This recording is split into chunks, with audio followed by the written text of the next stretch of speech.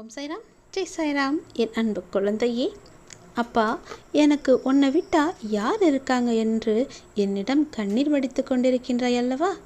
உன் வாழ்வில் நடப்பது எல்லாம் என்னிடம் சொல்லி நீ அழுகிறாய் அல்லவா?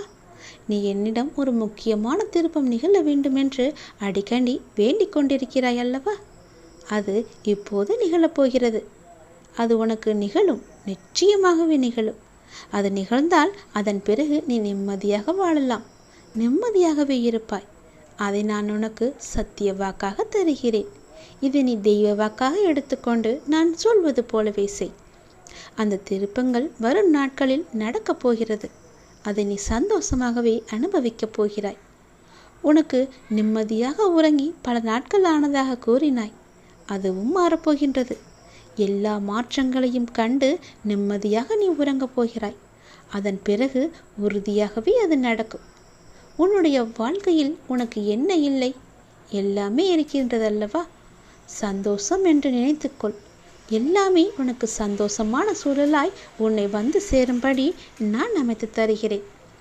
நிம்மதியாக இருக்க வேண்டும் என்று நினைத்தால் எதையும், எந்த சூழ்நிலையும் உன்னை விடவும் நீ உன் உயிராய் தவம் இருக்கும் உன் சாயப்பாவை விட பெரிது ஒன்றுமில்லை என்று நினை. நமக்கு வரும் கஷ்டங்களை நம்மால் தாங்க முடியும் என்று மென்மையாய் உன்னிடம் நீ சொல்லிக்கொள். உனக்கு பரீட்சை வைக்கிறேன் என்று நினைப்பது சரிதான். எதற்கு அந்த பரீட்சை என்று யோசித்து பார்த்தாயா? உன்னை ஒரு இடத்தில் இன்னொரு இடத்திற்கு உயர்த்ததான் என்பதை நீ அறிந்து கொள். பல விஷயங்களில் நீ அதை கற்று தேர்ந்தவைதான்.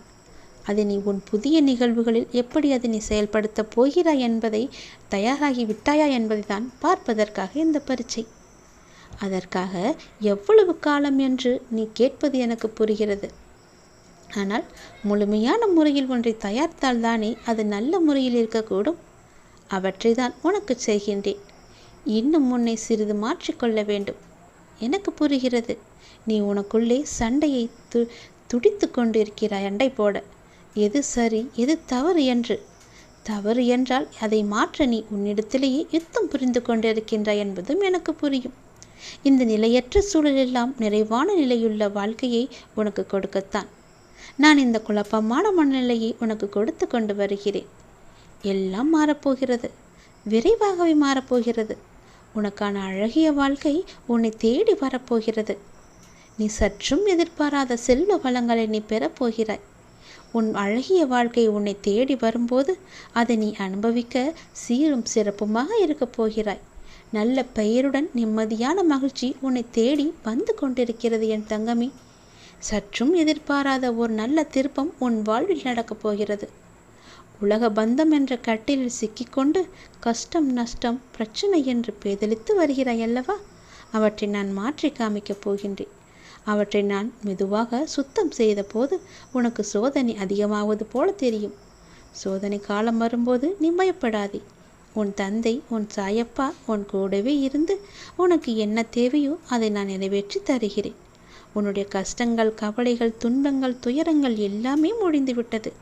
இனி நிம்மதியாக இருக்கலாம். நிம்மதியாக தூங்கு. சந்தோஷம் இருக்கிறது.